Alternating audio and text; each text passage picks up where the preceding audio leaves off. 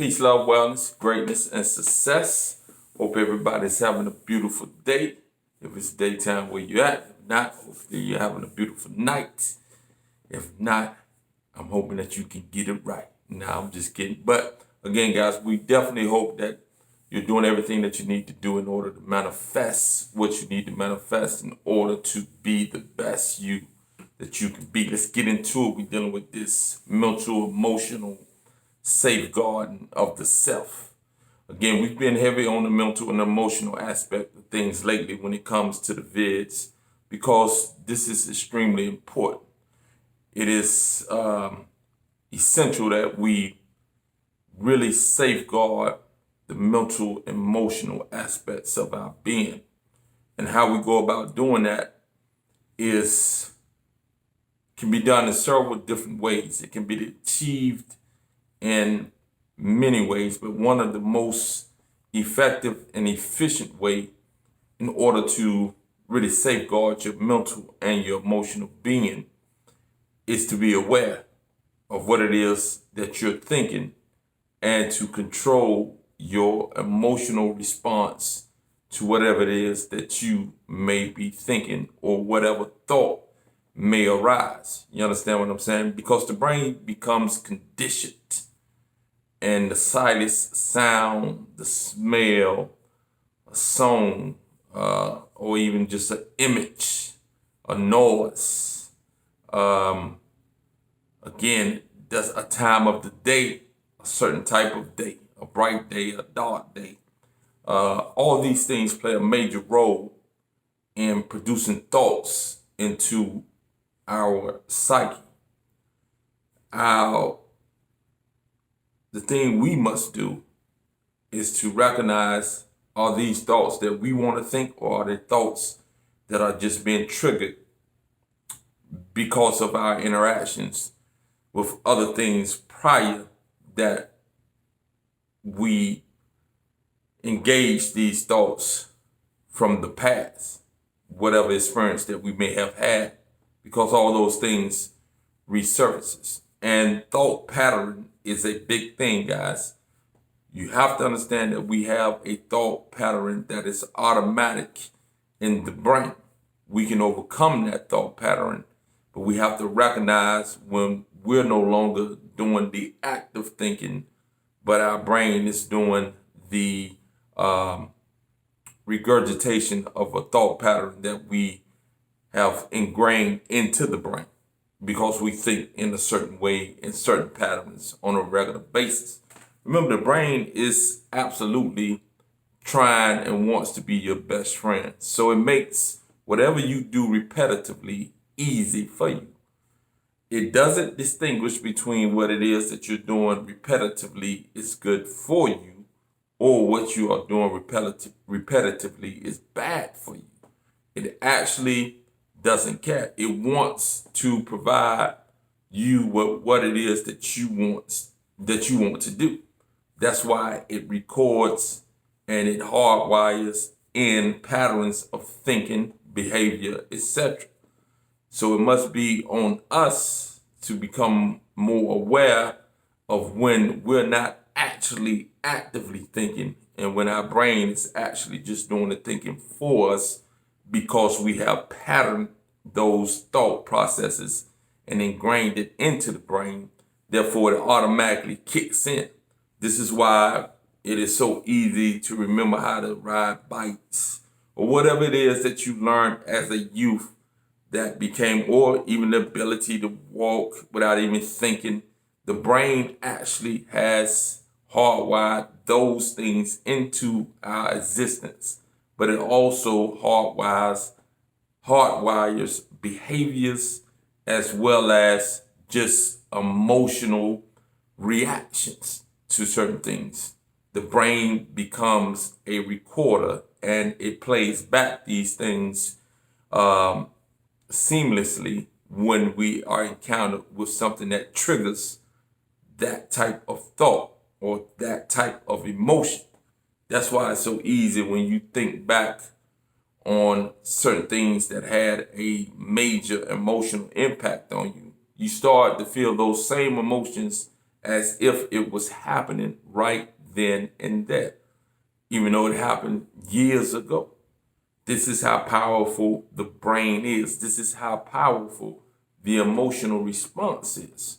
Therefore, again, guys, we must be able to recognize what it is that we're thinking that we don't want to be thinking and control the response to our thoughts, the emotional response. So this requires of us to be aware of what it is that's going on in our head.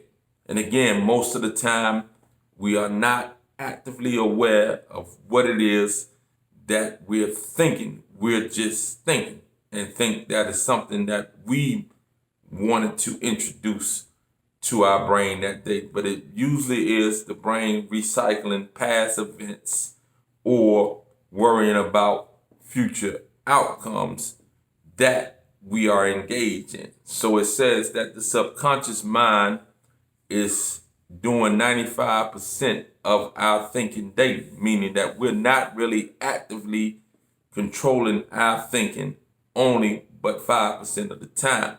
Most of the things that we're doing are routine behaviors that we have compiled over the years. And these things come out. And it could just be thought patterns with no action, but emotional response. Or it could be thought patterns with actions and behaviors that follow it. At the end of the day, we want to be more aware of what it is that is going on within us. Therefore, we must be aware of our thoughts and know if it's the thoughts that we want to think or it's the thoughts that the brain is automatically producing because we have thought those thoughts so many times before. And again, this is no mystery type of teaching that I'm giving to you guys. It's an actual fact. All you have to do is pay attention to certain thoughts that you know you're not trying to think. You wasn't the producer of that thought. That thought was produced because it had been ingrained in the brain previously. Now, the idea of controlling the emotion to thoughts that you're not trying to think. There are techniques that can be used in order to short circuit what we call a loop of thoughts that just keep looping over and over and over. And usually those are the worrisome thoughts. Those are the negative thoughts, etc., that continue to loop in the brain over and over again. And the ability to stop that can be difficult. You have to be aware of the loop. And then you have to actively distract that loop with another thought and start to force that thought into a pattern. You want it to be a positive thought. You want it to be a thought of something that is going to break the cycle of that loop. So again, and you actually may want to engage in a behavior related to the new thought. This automatically enshrines it and wire it into the brain more effectively when you actually attach actual work to the thought that you're doing. So again, if you're in a negative loop, think of something that is more positive, or think of something that you enjoy doing and go and do it immediately, but focus on doing it. Don't do it and still be focusing in on the loop and the worrisome thought. So it takes practice, but every time that loop comes, you want to break that loop. Don't feed the loop. The more you feed the loop, the more you rewind the loop, the more hardwired that loop is in the brain. And these are negative thought patterns, what I'm talking about when I'm talking about the loop. The same thoughts over and over and over again that are generally detrimental to your emotional well-being and can, again, become detrimental to the physical well-being, your overall well-being. So again, guys, so that's a little bit on learning how to change the emotional reaction to thoughts. Don't give thoughts power by emotionally engaging those thoughts that you don't want to think. Don't emotionally engage. Recognize that that thought came, and then work to move beyond that thought that is negative or detrimental. If it's a good thought, then you want to work to reestablish that thought and to ingrain that thought pattern into your brain to make that a loop.